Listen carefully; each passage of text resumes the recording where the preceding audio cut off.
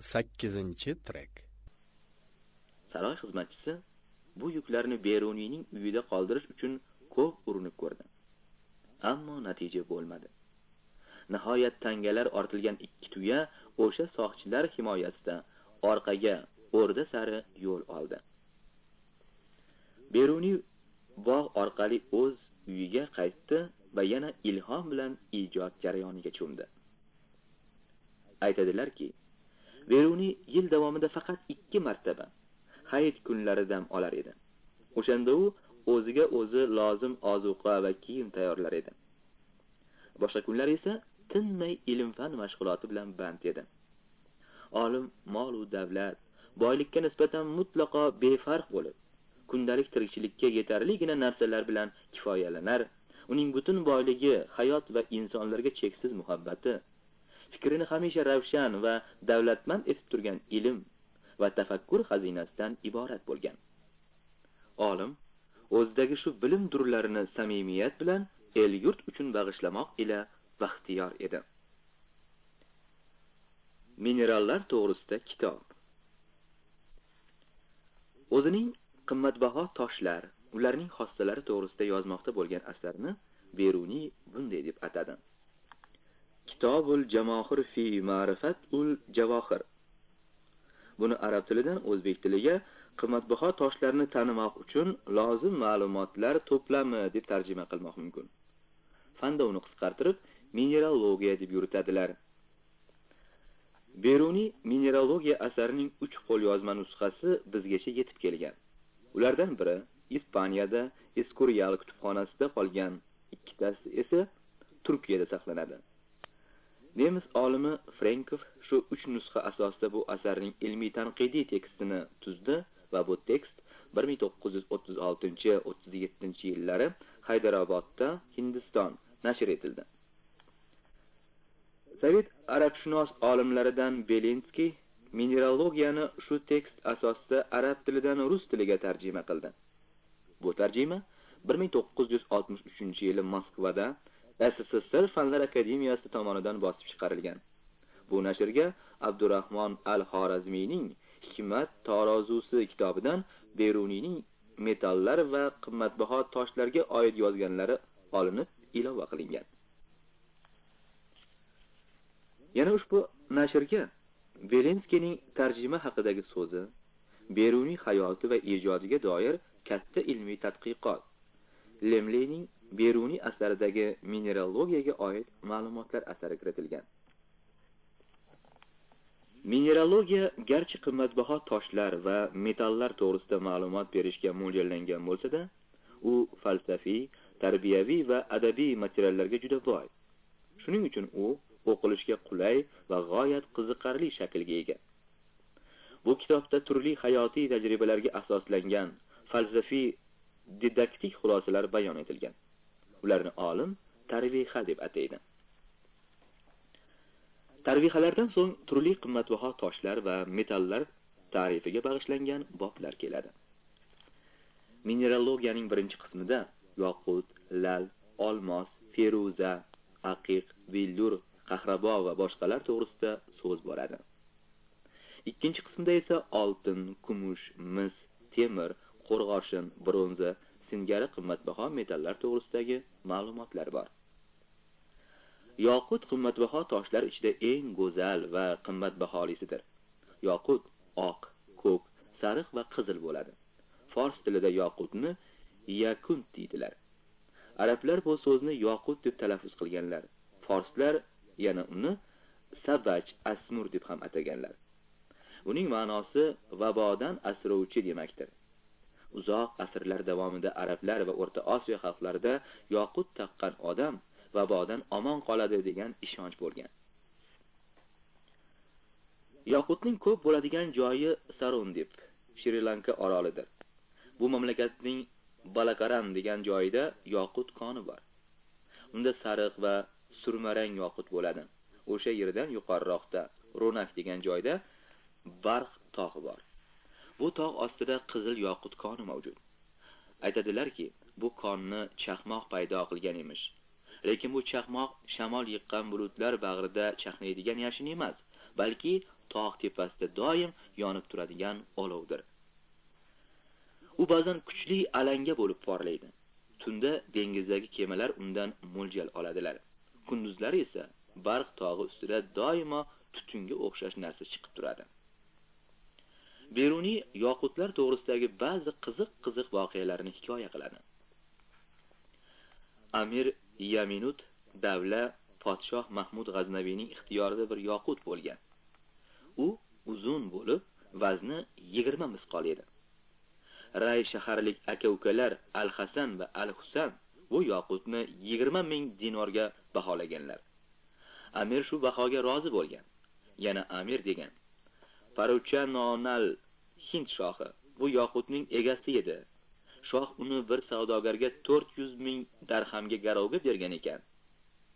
Beruniy izoh berib aytadiki, haqiqatan bu yoqutning vazni 1,5 misqol ham kelmas edi. Cho'lot ismli bir Hind shohi katta bir yoqut o'rnatilgan zinachaga ega bo'lgan. Har safar 4 kishi bu zinachani ushlab turar va shoh oyog'ini yoqut ustiga qo'yib, kallasi xachirning yelkasiga tekkunicha ko'tarilar, so'ng aravaga o'ltirar ekan. Amir Mas'udning ixtiyorida bir yoqut bor ekan. U arslon shaklida bo'lgan. Uni qo'lga olganlarida boshmaldoq va chinchaloq ortidan chiqib turar ekan. Bu yoqutni Sarondibdan qanday qilib olib chiqilgani to'g'risidagi hikoya xuddi ertakka o'xshaydi. Bir kishi sochini qirdirgan, so'ng misdan qalpoq yasatib, u qalpoqni g'alvirga o'xshatib, ko'p teshiklar qildirgan. Boshining ort tomoniga o'sha yoqut uchun maxsus joy tayyorlagan. So'ng uzoq fursat shu qalpoqni kiyib yurgan. Sochlari o'sib chiqib, qalpoqni butunlay qoplab berkitgach, o'sha odam qo'liga hassa tutib, gadoylar singari yo'lga chiqqan. Shu yo'sinda u chegaradagi tekshiriladigan joylardan shu yoqutni boshida, sochlari orasida yashirib olib o'tgan. Beruniy ba'zi hukmronlarning qimmatbaho toshlarga o'ch bo'lganliklarini qoralaydi. Arab xalifalaridan Umaviylar chumoli kabi yiqqan boyliklarini Abbosiy xalifalari tuyalari kabi xarob qilganlar. Xususan, xalifa Al-Muqtadir juda isrofgar edi. U yirtqich bosqinchilar singari pulga o'zini tashlar, befoyda ishlarni yoqtirar, behuda mashg'ulotlarga ishqiboz edi. Xalifa hamisha xotinlar bilan kayfu safo qilar, qimmatbaho toshlarni xotinlarga sochar va ularning qo'li bilan bu boyliklarni barbod berar edi. Ammo xalifa Al-Muqtadir bu qilmishlari uchun vaziri Al-Abbosdan hijolatda bo'lgan. Shuning uchun xalifa vazirni ham bunday isrofgarchilikka sherik qilishga va vazirga xiyonat dog'ini tushirmoqqa harakat qilgan. Shunda vazir xalifaning noloyiq ishlaridan ko'z yumishga majbur bo'lgan edi. Xalifa vazirga bir katta qimmatbaho toshni sovg'a qilib yuboradi. Ammo vazir bu boylik xalifalikka tegishli va uni talon-taroj qilish yaramaydi deb bu sovg'ani qabul qilmaydi. Xalifa o'z qilmishidan hijolatda qoladi. Ali ibn Muso Makkadan qaytgach, xalifa Al-Muqtadir bilan suhbatda bo'ladi. U xalifadan Ibn Dajjoldan 30 ming dinorga olingan marjon qayerda deb so'raydi. Xazinada javob berdi xalifa. Ali ibn Muso o'sha marjonni keltirishni so'raydi. Ammo axtarib uni xazinadan topa olmaydilar.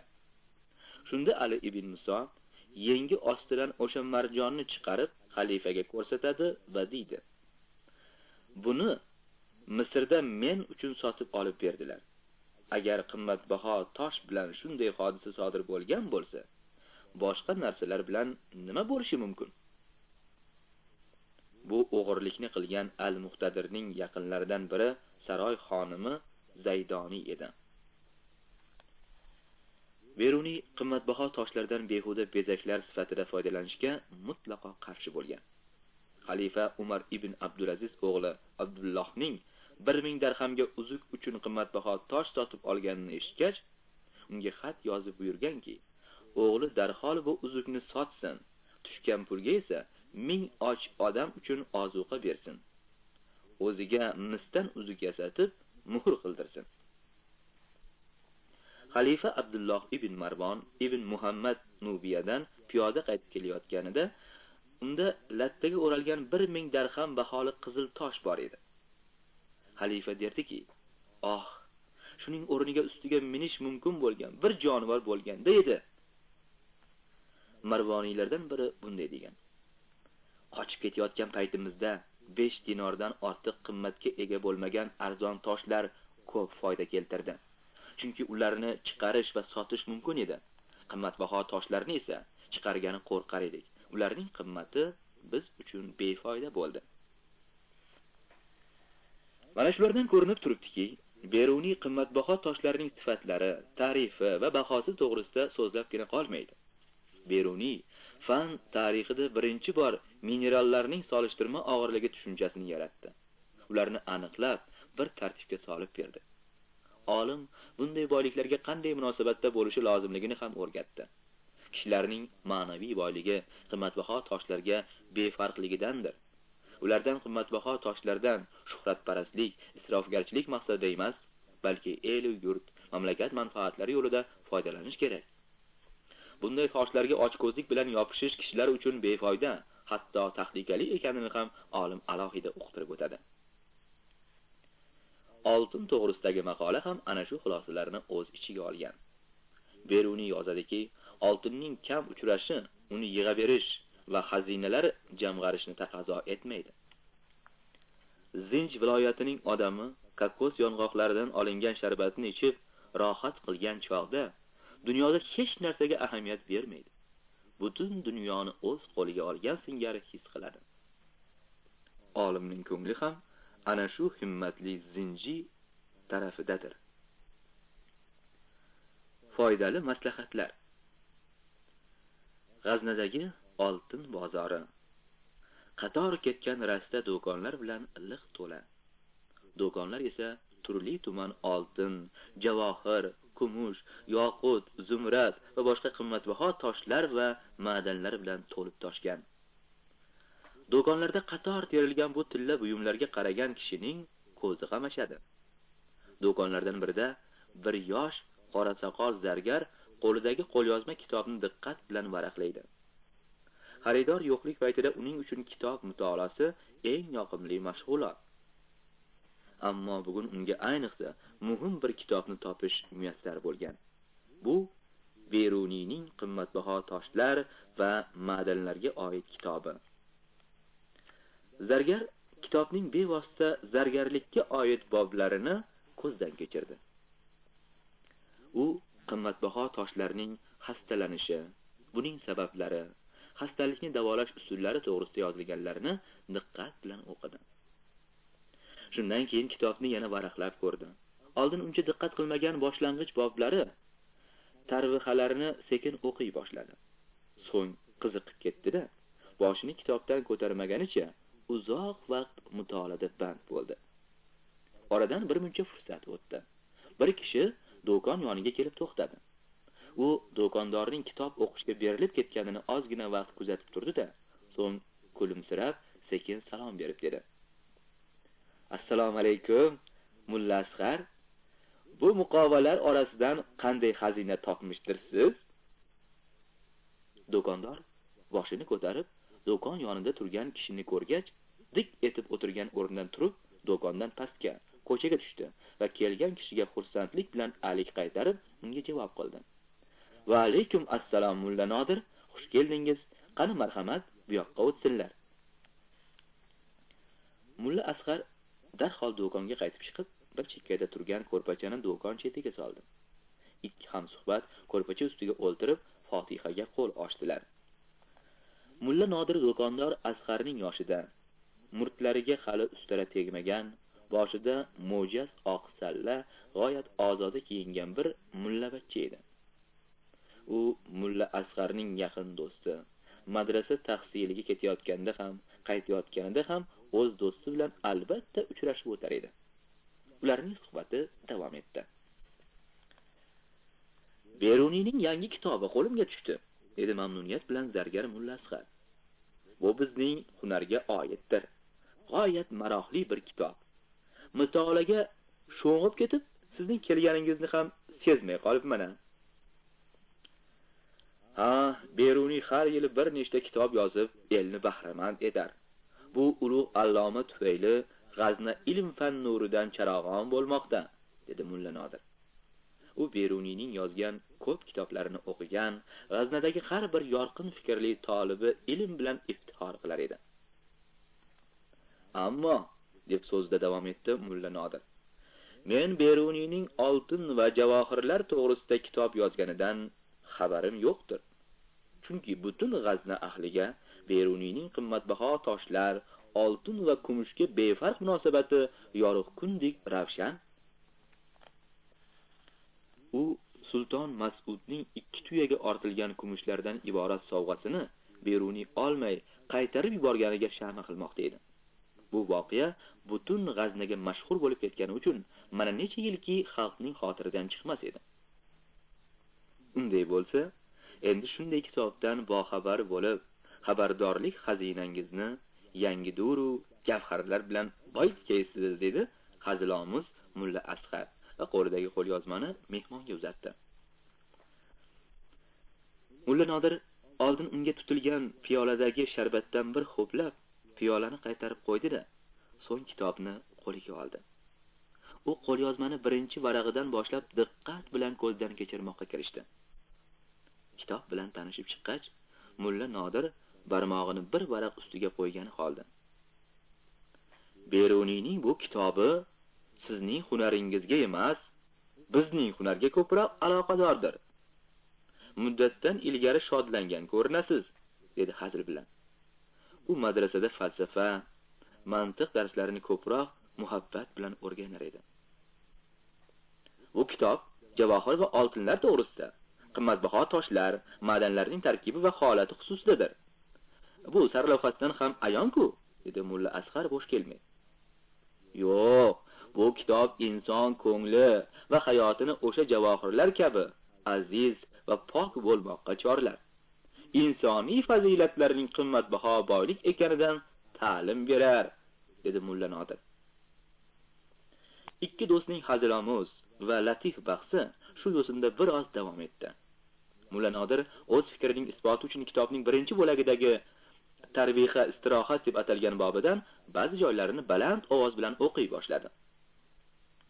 Inson eng oliyjanob fazilatlar sohibidir, deb yozgan edi Beruniy. Yaqin do'sti bor kishi chinakam baxtiyor kishidir. U do'st munosib hayot tarziga ega, yoqimli xususiyatlar sohibi. Ikki do'st bir-biriga qalbi bilan kirishib ketishgan. Ana shunday chin do'st har bir kishida bitta bo'ladi.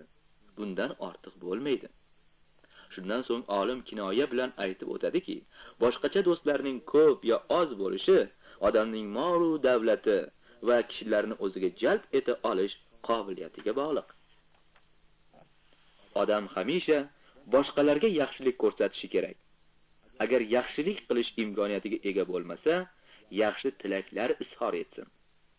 Ana shunday ezgu fikrlar bayonidan so'ng olim kishilarning kundalik turmushidagi yurish-turishlari, o'zlarini tutishi, shaxsiy gigiyenasiga oid maslahatlar bergan. Insoniy sifatlardan eng muhimlari ozodalik va tartiblilikdir. Insonning eng yaqin narsasi uning tabiati, ruhidir. Shuning uchun kishi tabiatiga yoqadigan ishlarni qilishi kerak. Undan keyin insonga eng yaqin narsa kiygan kiyimidir. Kiyim odam tanasiga yopishib, terisini yopib turadi. Yana odamga eng yaqin narsa yashamoqda bo'lgan uy-joyi, g'amxo'rlik qiluvchi odami, idishlardagi yeydigan, ichadigan ozuqasi hamda mehnat qurolidir. Xo'sh, bunga nima deysiz, Mulla Asqar? Dedi Mulla Nodir. Bu ham oltin javohirlarga oidmi? Bu eng qimmatbaho javohir bebaho oltinga, ya'ni insonga oid, deb kulib tan berdi Mulla Asqar. Barchaga ayonki, Beruniy uchun insondan sharafliroq va qimmatliroq zot yo'q. Shuning uchun qimmatbaho toshlar va ma'danlar to'g'risida kitob yozganda. Beruniy dastavval inson haqida so'zlayajagi beshak va shubhadir. Qani, davomini ham tinglaylik. Mulla Nodir o'qishda davom etdi. Insonning chehrasi chiroyli, qaddi qomati kelishgan bo'lsa, unga boqish yoqimli bo'ladi. Kishining ismi ham jarangdor bo'lishi kerak. Ilgari elchilikka tashqi ko'rinishi chiroyli, nomi ohangdor bo'lgan kishilarni tanlaganlar. Agar ismi shunday bo'lmasa, boshqacha go'zal otlar berganlar. Kishining chehrasi hali u onasining qornida ekan paytida shakllanadi. Shuning uchun uni o'zgartirib bo'lmaydi. Lekin odam axloqiy qiyofasi va turmush tarzini o'zgartirmoqqa qodir. Agar kishi o'z hirslaridan ustun tura olsa, o'zidagi bor nuqsonlarini yo'q qilib, ularni yaxshi sifatlarga aylantira oladi. Hammadan avval kishining ko'zi tushadigan joy bu odamning terisi va tashqi ko'rinishidir. Garchi kishi o'z chehrasini o'zgartirishdan ojiz bo'lsa-da, terisini toza saqlash uning o'ziga bog'liq. Insonning ozodaligi suv bilan, suvning pokizaligi va xushbo'yligidan shabbodalar yoqimli bo'y kasb etadilar. Suv hayotga totli ta'm bag'ishlaydi. Bunday sifat suvga o'xshash boshqa suyuqliklarga ham xosdir. Mulla Nodir shu yerda to'xtadi va Mulla Asqar dedi: Qolgan joylarini baland ovoz bilan o'qib bo'lmas. Uni xolida o'zingiz o'qirsiz, ayniqsa uydagilar o'qisinlar. Ushbu kitobni o'sha varaqqa belgi qo'ygan holda Mulla Asqarga uzatdi. Ularning suhbati boshqa mavzuda uzoq davom etdi. Mulla Nodirni kuzatib qo'ygach, Mulla Asqar bir ikki kelgan xaridorlar bilan savdo qildi. Zargarlarning savdosi chaqqon emas, xaridor oz. Kunduzgi ovqatdan so'ng havo isib, ayniqsa bozor kasod bo'ldi. Shuning uchun peshindan keyin do'kondor o'z do'konini yopdi-da, ichkaridagi kichik bir salqin xonaga o'tdi. U biroz tamada qilib olgach, Beruniyning o'sha mineralogiya kitobini qo'liga olganicha ko'rpachaga yonboshladi.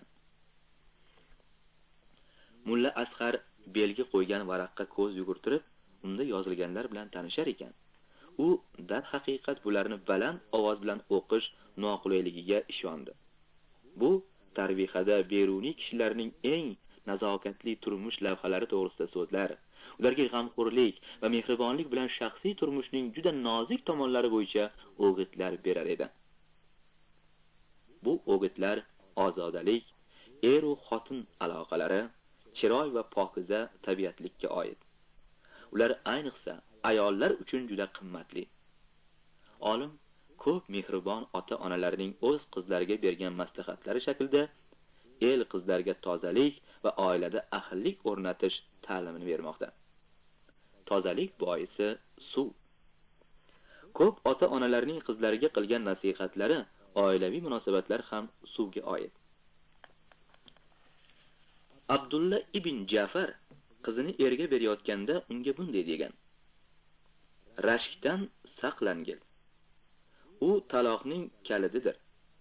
Eringga tez-tez tanbih qilishni senga taqiqlayman. Chunki tanbih nafrat uyg'otadi. O'zingni bezab yurgin. Buning uchun yaxshi vosita surmadir.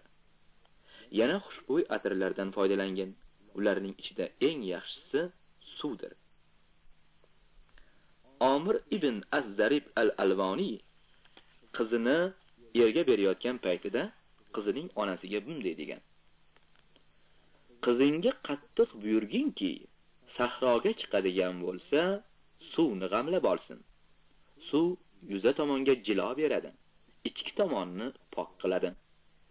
Erining xohishlariga qarshilik ko'rsatmasin, chunki baxt o'zaro muvaffaqlikdadir. Bir arab to'y kechasi qiziga bunday maslahat bergan ekan: Sen eringning cho'risi bo'lgin. O'shanda ering sening quling bo'ladi. Sen u bilan hamisha yumshoq muomalada bo'l. Bu noz va qarashmadan afzaldir. Yana suvdan ko'p foydalangan. Xushbo'y narsalar ichida eng birinchisi suvdir.